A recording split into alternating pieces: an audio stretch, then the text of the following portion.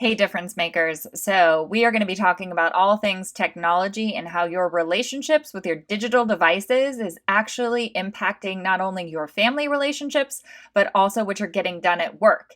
And if you're a Simon Sinek fan, you're going to want to stick around because you might just be shocked at who shows up on today's episode. So, if you haven't already, it's your first video with me. I'm Bunny Young. You're going to want to subscribe and make sure that you stick around for the ride.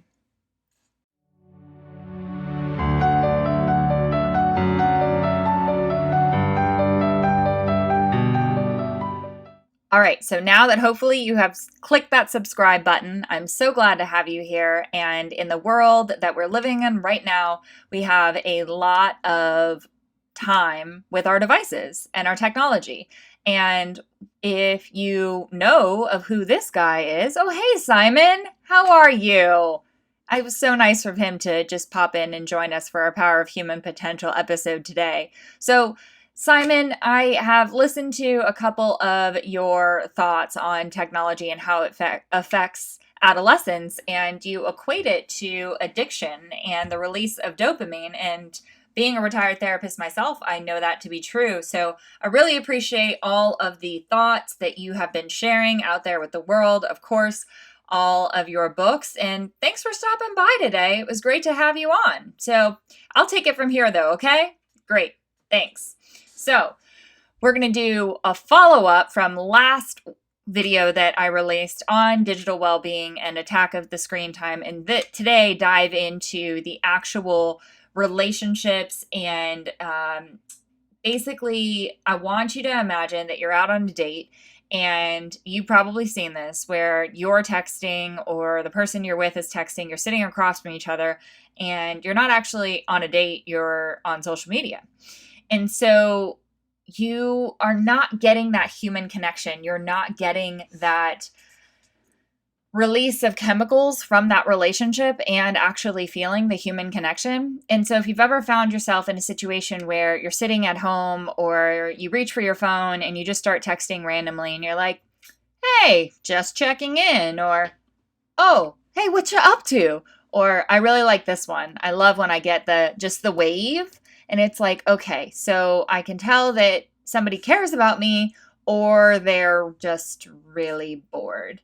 And especially when I get the 15 texts in a row, then I know they're probably just bored.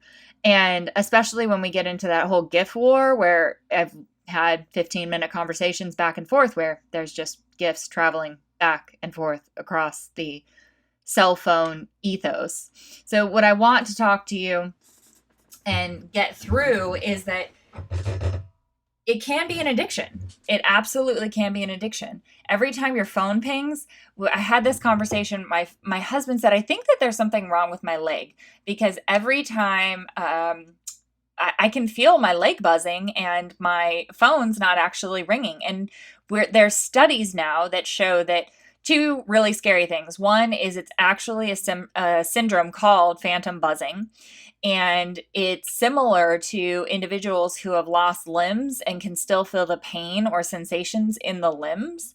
It's our brain remembering something that's happened so frequently that we end up having these symptoms that our brain is manufacturing. The feeling is real, but there's no new message on our phone.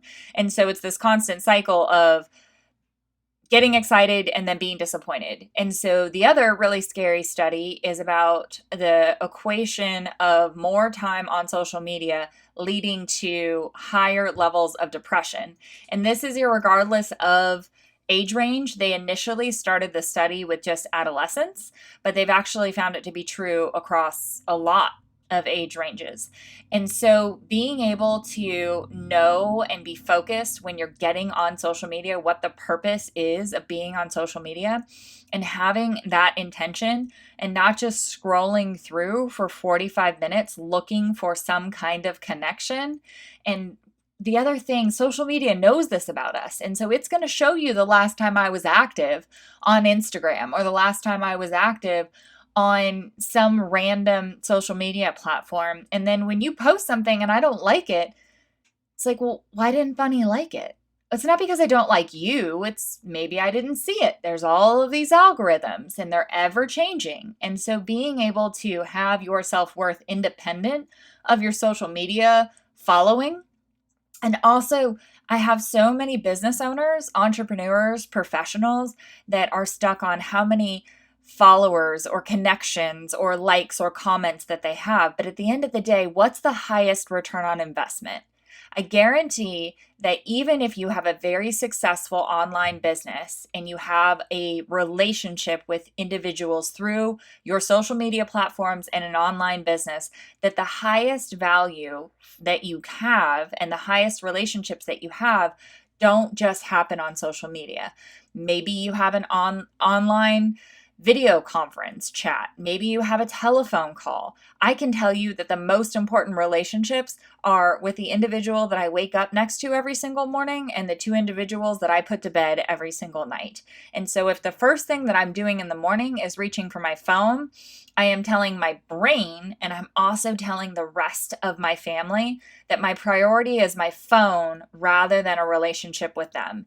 And that is not something that I want to be modeling, because it's only going to get worse. When I was growing up, we're going to go and share one of those stories about like the walking 6 miles in the snow both ways to school.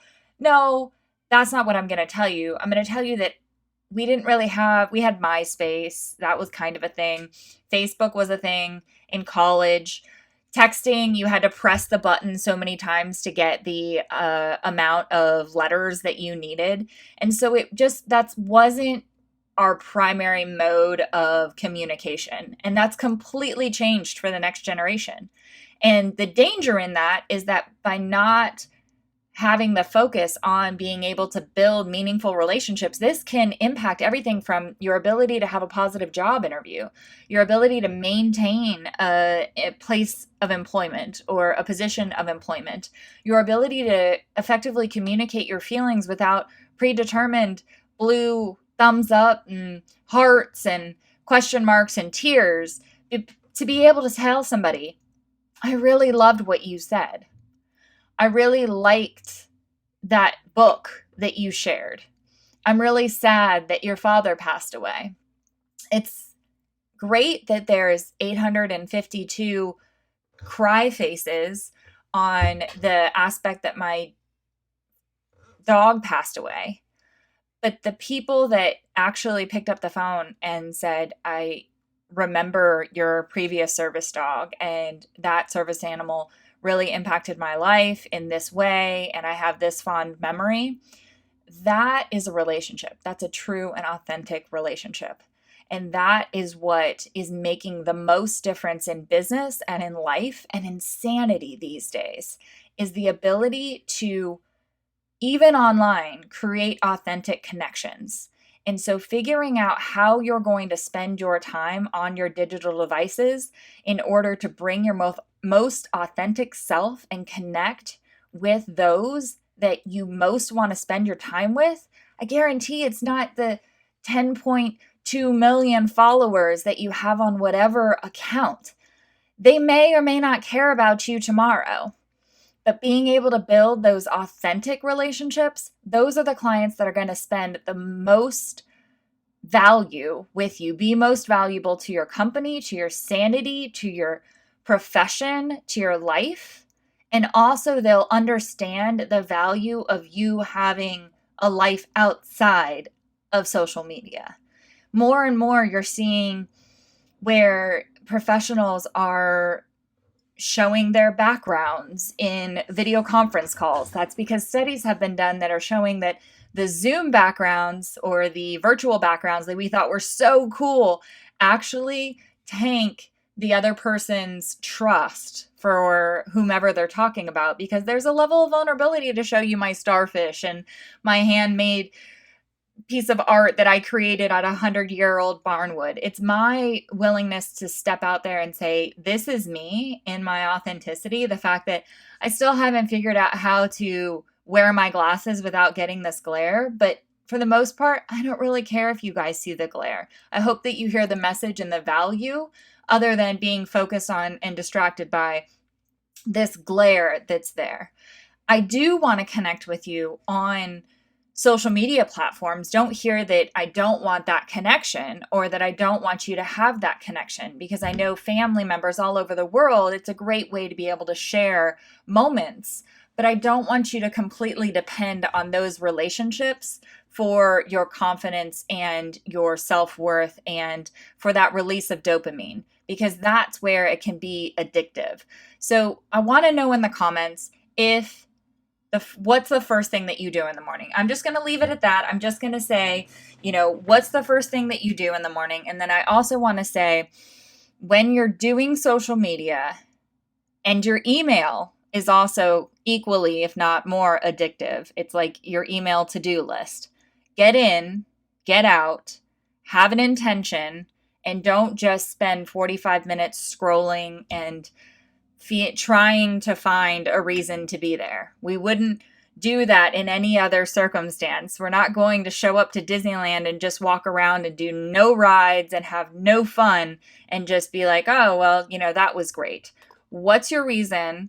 And that's what value can you add by being there? I record these videos because of the value I hope that it adds to your life. And I hope that you will join me for more videos, and put in the comments, like this video, and leave me a comment about what you liked about this video and what else would be beneficial for you to help you make the world a better place. Stay safe, stay sane, and hopefully I see you just a little bit on your digital devices, but hopefully one of those digital or technology interactions is you subscribing to this channel.